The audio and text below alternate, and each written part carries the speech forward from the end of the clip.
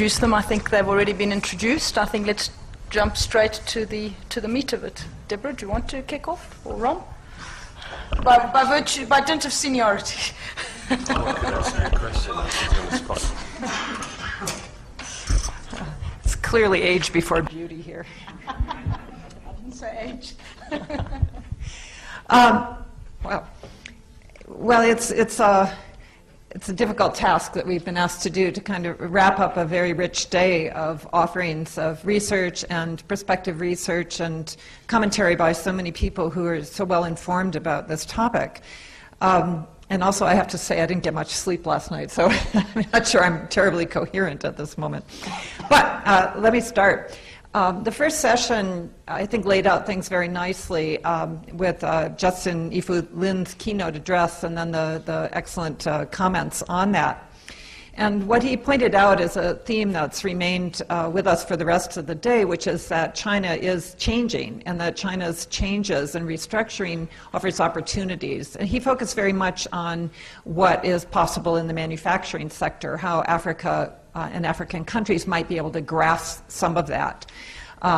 He used his framework of looking at their latent comparative advantage and looking for African countries to look just a little bit further up the scale from where they are right now, and that not every country in Africa is going to be looking at parts of China or sectors in China or particular industries within those sectors that might be relevant, but that some will. And I think the second part of the morning, when we were presenting on manufacturing, we showed how this is happening in some parts of Africa.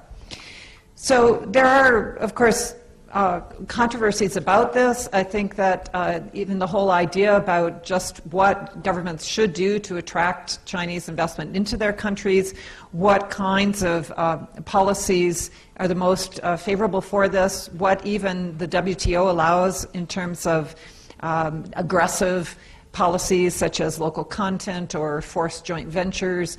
People brought these issues up as well as to what possibilities are open for African governments who are interested in taking a developmental approach here. So the first session merged into the second session, I think, at least for me, since it seemed like we were all talking about manufacturing, or quite a bit of it was focused on that. And both what Peter and I talked about in that second session was very much about this normalization, but that normalizing the China-Africa relationship does mean that Africa, the opportunities are not going away, but they're changing. And so we have to, that it's tighter, it's more difficult, and there's competition from around the world. It's not just different parts of Africa that are competing to get these geese to come there, but Asia has an overall advantage in terms of proximity. So some of the questions that were raised during that session were about what kinds of policies really do need to be in place. I touched on that briefly, but one of those questions is about the World Bank's doing business indicators. Some people felt that getting governance right means moving towards more of the World Bank's framework, and others pointed out that China doesn't score so well in this regard. Helen mentioned this later in the day as well. And so what are the actual parts of that will bring manufacturing investment or other kinds of investment to your country? And we still don't really know, I think, enough about those questions. So there's a lot to look at here, and now I'm going to turn it over so that all the other and all of the best points can can be made by Romain.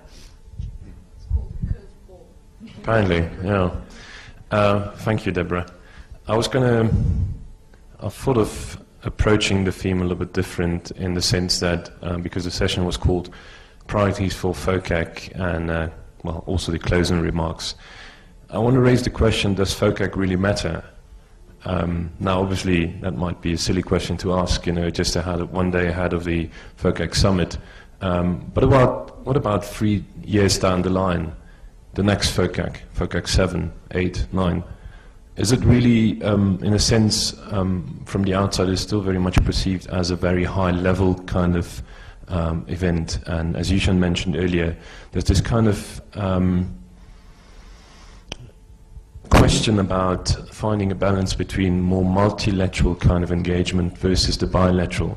So if you open the newspaper this morning, you would see that Xi Jinping, he signed about, what was it, I don't have the exact figures in my head, but about $4 billion with Zimbabwe, $1 billion with President Buhari of Nigeria, and about 94, what makes that, in $6.5 US with South Africa. Again, on a very bilateral kind of level. So that kind of makes this question a little bit more significant. Does FOCAC really matter beyond economic kind of sphere? I would say yes, in a certain regard, and I think Dan really put the hammer on the nail in the sense that he talked about this, the shift within the peace and security kind of dimension, which was not really on the agenda before 2012. And it's not necessarily so much of a forward-looking approach, it's still very reactive. They see it's very solution-driven.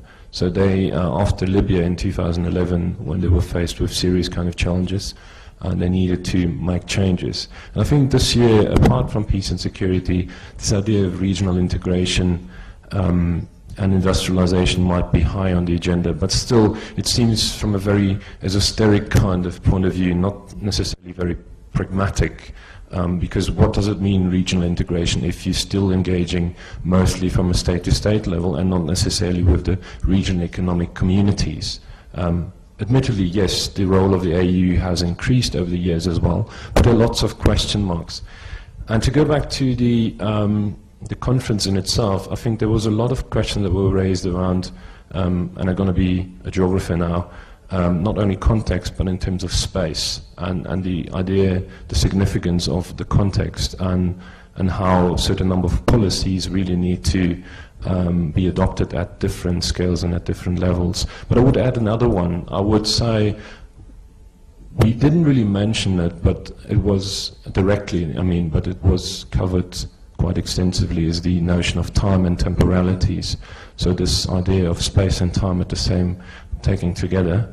And again, then also marked, and I agree with this changing approach between an emerging power that has a different approach when it's trying to penetrate a market versus an emerged power already somehow in various countries in Africa, and it tries to sustain its activity.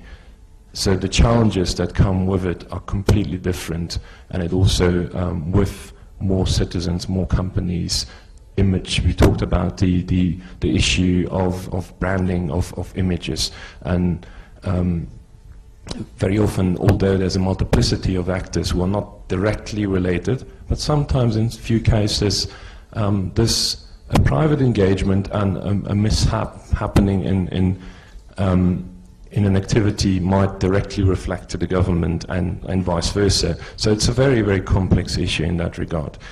And, geez, I can't really read my notes. But I just want to, I think this idea, just to wrap up, that there's FOCAC on the one hand, but there are lots of things happening on a day-to-day basis, and this the China-Africa relations, how they are embodied in people, in ideas, in commodities, in lots of things that go way beyond FOCAC. And I'll leave it at that. Do you want to? Now, stimulated by that, I have to say one more thing about FOCAC. And I do think FOCAC does matter. And I think it matters because it's an event of diplomacy. It's economic and political diplomacy. And so this is important because it provides economies of scale. Roman just mentioned that there were, 3 bilateral announcements this morning, but that's only 3, and they're 3 of the big things that happen. But this provides, it's a 3-year process. It isn't just one conference. It's a 3-year process that allows the Chinese and the African countries to meet regularly and talk about their engagement and what kinds of things might happen. This happens mainly in Beijing, but there are ministerials that happen at a lower level. But I think it's also interesting. You see this happening in other parts of the world. The Chinese have a similar thing in the Caribbean. Again, economies of scale, lots of little countries, and you can just kind of take care of them all with these regular meetings. The South Pacific, it also happens there. But another thing that's interesting is that I was at the FOCAC in 2009, and we had Martin Davies and the Center for Chinese Studies organized a conference also, and there was almost nobody that came to it. But there we had a bunch of speakers, and we all gave marvelous presentations, and there's almost nobody in the room. And look at the difference here. There's a lot of people. But I want to just find out, how many of you are African? Just raise your hands if you're African. Yeah, 1, 2, 3, 4, 5, 6. Well, it's quite a few South Africans. How many are not South African? And African, yeah. So you're African, and how many Africans not from South Africa? So the rest of the continent. Yeah, so a very small amount. And how many Chinese? Yeah. 你是中国人。 Before you put him on the spot. Taiwan 是不是中国一部分? Okay.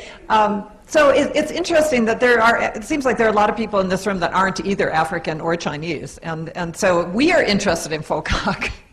So we've come all this way in order to see what's happening here, and I think it's become a kind of a phenomenon to bring us all here, to talk about it and speculate about it and wonder what we'll learn about it around the margins here. Did you want to say one more thing? Yeah, one more thing. Sorry. We're going like a battle. No, when I raised the question of the importance of FOCAC, I wanted to tickle your fancy in a little bit. But the idea is just 2 points around...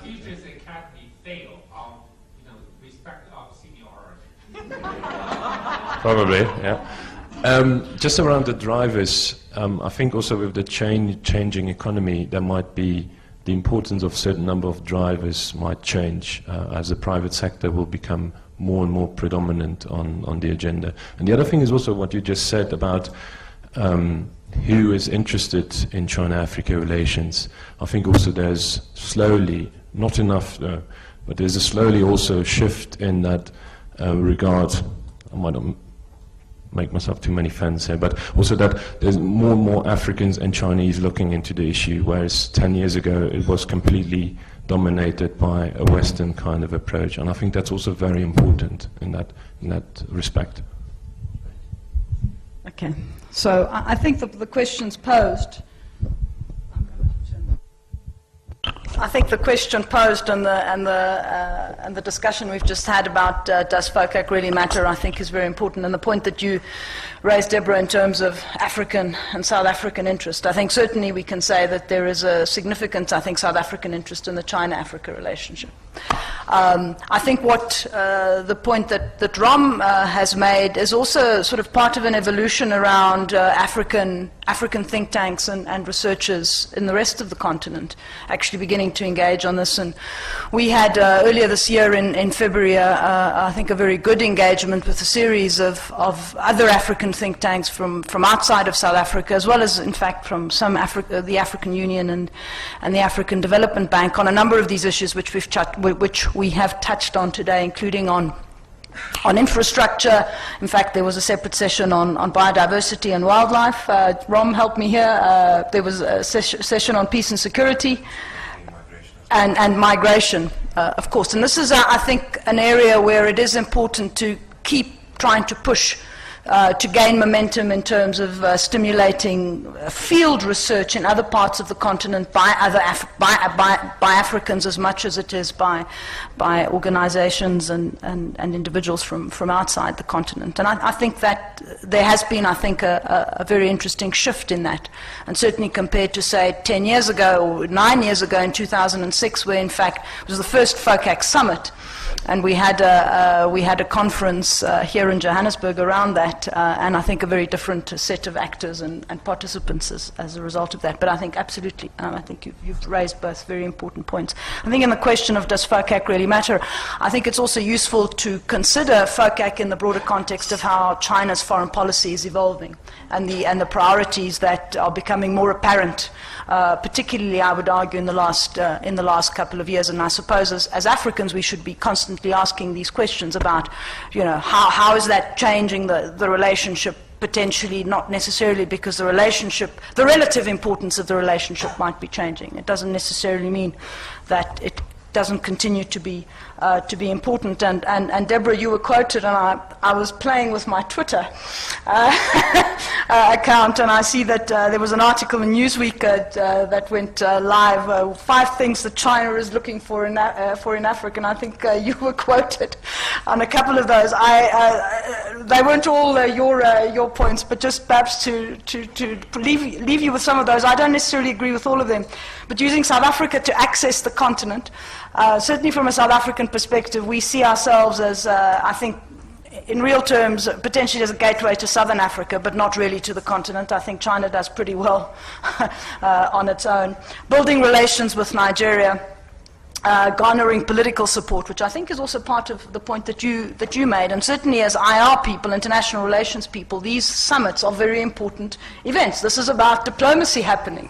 And so, it's in our interests to encourage them as IR people. And then lastly, second last point, and I think that was something you also referred to, Deborah, in this set of comments, was tackling regional and international militancy, and particularly issues around, I think, Boko Haram and extremism and so on, which of course for China are particularly important, and they've become increasingly important certainly in the northern and Sahel region of this continent. And of course, lastly, what we have had a lot of in the last couple of days, and no doubt tomorrow and Saturday, handshakes and photo opportunities. But that is very much part and parcel of summitry, and I think summitry certainly plays a very important role, and it is about the economies of scale. I remember many, many years ago when the Commonwealth was still an important feature of South Africa's foreign relations. One of the points that kept being brought up was that the Commonwealth was an amazing set of, and I suspect, I'm sure my British colleagues will have something to say about this, but that the Commonwealth was great in that it brought very, very small countries together, the small island states with some of the bigger countries, and this was really an opportunity that was not often found for them to really engage on a whole series of political and economic issues which they might not have otherwise. And I think opportunities such as FOCAC and processes such as FOCAC fulfill that role. But I wasn't supposed to be saying any of this, right? I think my role really was supposed to to thank everybody. Yes, and well, before I thank everybody, I have my cues from here. Firstly, please, the evaluation forms, okay? In fact, you will not be allowed to leave unless you fill them in.